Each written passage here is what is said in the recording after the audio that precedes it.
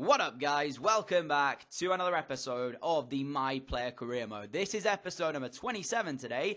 And as we kick-started off, as you may or may not know, the last episode, Ben did pick up a red card. So he's sadly not starting this one, but he's only a one-game suspension, and he will be back after this West Brom game. So he decided to go ahead, sim it. Well, they didn't really have a choice, to be fair. And ended up being, I think it was Ericsson came into the team to replace Ben, which is understandable. Like-for-like player, basically, as a cam.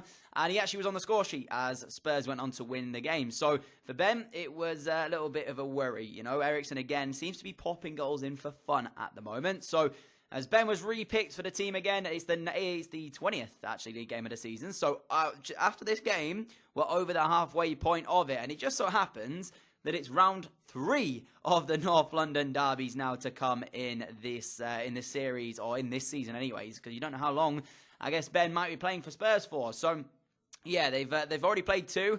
Spurs winning both of those. One of them in the Cup, of course. The other one in the league, which I think was last episode, actually, where Spurs came out as 1-0 victors at the Emirates. This time around, it is being played at Wembley. And also, I did bump this up to Legendary from here on out, guys. So hopefully that'll make the games a little bit more interesting for you all. Thank you for all of your support on yesterday's episode. Really appreciate it. As a thank you to all of you tonight, there will be a double upload. Firstly, the My Player. Secondly, the Career Mode. So that's going to come for you at 4 p.m. and 6 p.m. respectively, as a way of thanking you guys for your continued support and patience over the last few days. As you know, the situation I was in, of course, means that I'm very hit and miss with the days that I'm actually around my PC and around my Xbox in order to record these. So hopefully you guys understand that, and that's my thank you to you guys for sticking with me and being patient on the channel recently. So yeah, back to double uploads tonight for you all. So as this game kicked off the North London derby, Ben sent through Harry Kane, and really it should have been 1-0. The Spurs forward ends up striking that one off of the post, and Spurs continued the pressure. You know, again,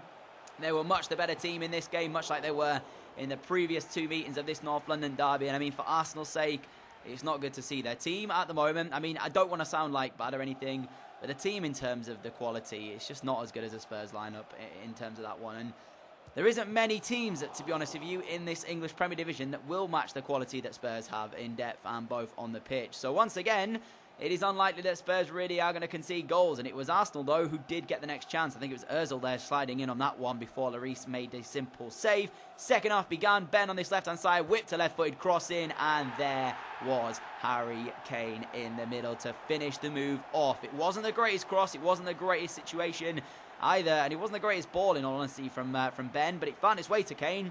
And he made no mistake with the finish. So you have to give him credit there. And as the captain, Alderweireld, runs over and celebrates with the English frontman, it was Spurs who had taken the lead. But massive, massive fortune here. Because if you take a look at Arsenal's left back or right back, I don't actually know who it is. Number 3 there.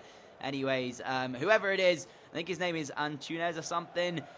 He jumps up for the header and just completely misses it. Like, doesn't even get anywhere near the ball. So if you'd have had a better defensive header, maybe Harry Kane wouldn't have had the opportunity there to make the score 1-0. So yeah, bit of a poor defensive mistake to make for Arsenal, and that's the reason why they are now losing the game. So it's not a game where you want to make mistakes in North London derby, and one has been made by the Arsenal defender. Now into the next chance, 51 minutes in, Ben commits, Hector Bellerin, and eventually the ball comes in towards the middle.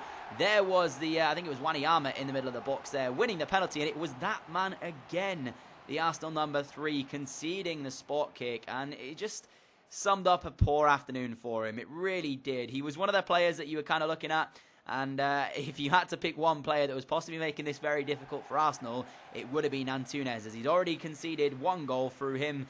I don't want to call it a defensive error because he has his back, you know, towards the ball. He's running towards the goal. It's very difficult as a defender when you're running that way to really adjust your body and get the header, but then he gives away a penalty no more than, I guess, 6 minutes later. So very poor last few minutes from him, and it was Harry Kane again who had the opportunity to increase the lead, and increase the lead he did. So he grabs himself his second of the day, 53 minutes into the game there.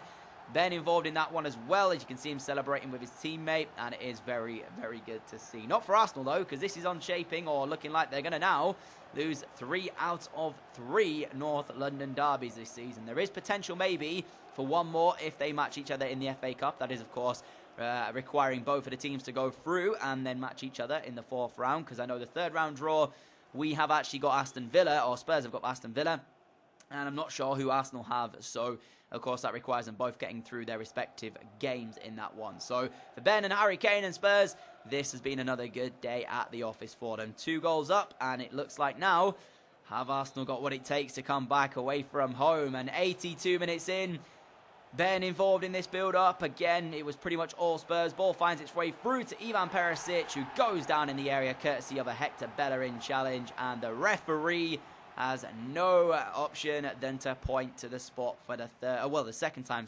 in the game. So, chance for Harry Kane to wrap up his hat-trick here.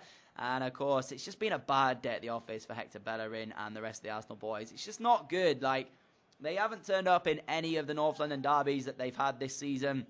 And, of course, me being an Arsenal fan, if this was real life, I'd be very, very frustrated. But Harry Kane couldn't quite get his hat-trick because he put the penalty wide of the post. Check. Should have probably saved the first penalty. Stays down the middle for this one. Luckily for him, though, Kane cannot hit the target, which is something you don't see very often from Harry Kane. He's very good at hitting the target, but not quite there. So, no hat-trick for him. It is a very disappointing way for him to end the game. But for Spurs, it's 3 points. It's another good performance from Ben.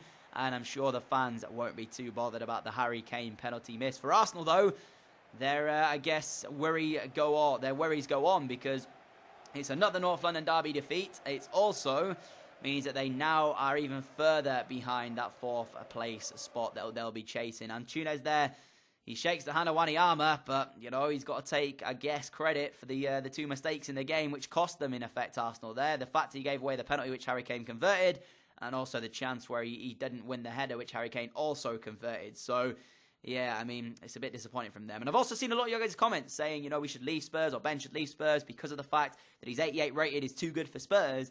But hang on a minute, guys, because, you know, you got to take into consideration Spurs are top of the Premier League table at the moment. So, technically speaking, with Ben in the team, Spurs are one of the best teams in England right now. And their team, of course, is very good. So, maybe I hear what you guys are saying in regards to Ben being one of the best players in the Spurs team, but is he really that much better than a few of these other Spurs players? Harry Kane, of course, is very good, and there's a few other ones in there as well that I would consider to be very good. So, as Player of the Year, it has been announced, it is going to go to Lionel Messi, or Lionel Messi, however you want to say it. FC Barcelona's playmaker, I guess you can say, and of course Ronaldo doesn't get it. So for this year, it has gone to Messi. Now, I don't know if it just does it from year to year. Now, of course, it could go from, like, I guess, January to December, and that's the way they do it. In which case, Ben won't be in the running for that Player of the Year. It's going to have to be a few more years before Ben can be considered for it. But after that, guys, if you remember in a previous episode, DJ Wood was actually given the option to join PSG as their chief negotiator, which actually started in this window. So he tweeted, or he sent on a Facebook post after it saying, Messi wins Player of the Year.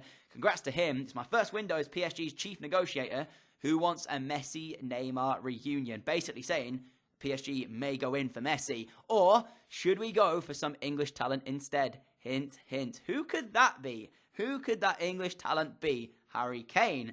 Dele Alli. Who else could it be? Let's find out, I guess, in a future episode. So, information and news coming out of Spurs, though, is that they have made a signing in this January transfer window. It's been very quiet, actually, for PSG so far. So, DJ Wood not really negotiating to the best of his ability, because I haven't seen anything about them signing a big name yet in this window. But Spurs seal the Marcelo signing for £43 million, basically. They also let Nkodu go to Leicester for around about 23. So, it's a new left-back into the club, already adding marquee players to the team. So Marcelo comes in, and that now for me, look at that Spurs team. Look at that team.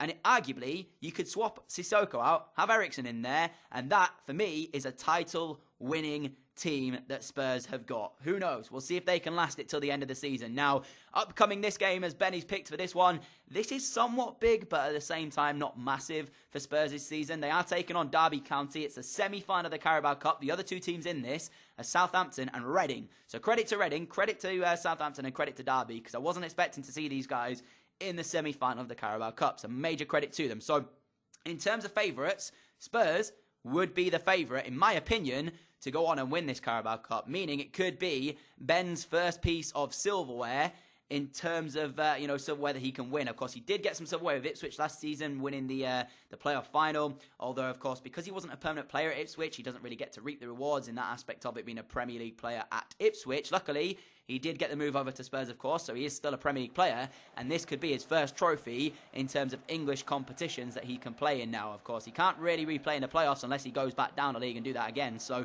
as the game kicked off and got underway, you'd be expecting Spurs, even away from home, to be the more dominant force. And they had a chance early on, Sissoko forcing the goalkeeper into a save. And I looked at this Derby team and I kind of thought to myself, right, if Spurs have been able to defend against some of the better teams in the Premier League, Chelsea, and a few of the other guys in that one, then quite clearly they should be able to defend against Derby. But actually, no. This team that they've got, which arguably is one of the strongest Spurs teams they possibly could name, have actually conceded against Derby County. It's Derby who's taken the lead, and it was completely against the run of play. Hugo Lloris can stand there and look frustrated all he wants, but truth be told, that should not happen.